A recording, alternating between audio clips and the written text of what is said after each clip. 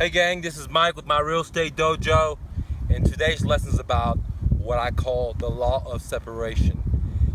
In sales, in negotiation, it doesn't matter if you're doing car sales, you're doing real estate investing, you're trying to get a listing from a seller.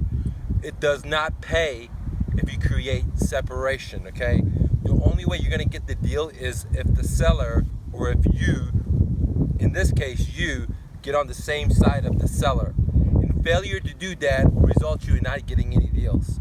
I know I have multiple videos that explains that on how to build rapport with a seller, but I want to take time and explain this really thorough. For example, if you're a seller, your name is Joe and I'm Mike, and you call me over the phone and we start talking and you tell me, hey, the sky is green. If I want to buy your house, I cannot argue with you. I cannot debate with you.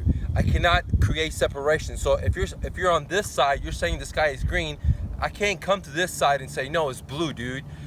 No matter how right I am, I'm not gonna get the deal. And for you to be able to get a deal, especially in real estate investing, you have to become on the same side of the seller. So one or two ways that I like to do that is what I call neutral words. What I do is I diffuse the situation. For example, seller calls me and he says, hey, the sky is green. I know for a fact the sky is blue.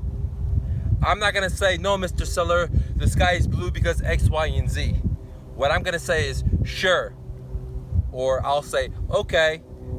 And what I'm doing here is, I'm not disagreeing with the seller, but I'm not agreeing with the seller.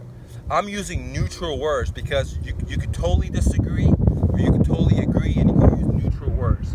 And I'm here to tell you today that if you want to get a seller, if you want to get a deal, you want to make a sell, if you're debating, if you're arguing, or if you're creating the separation rule, then you're not going to get the deal, because no one buys from somebody that they don't like. No one buys from somebody that creates separation.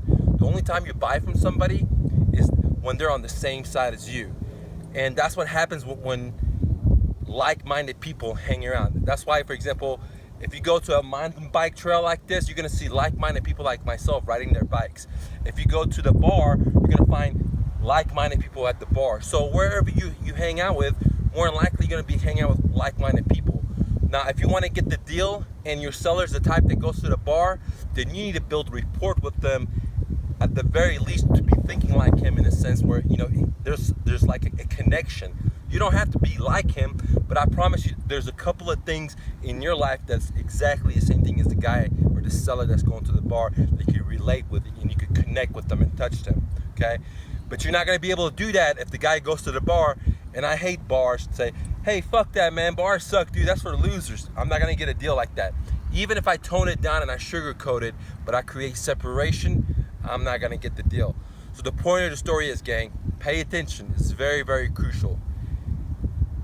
Understand the separation law.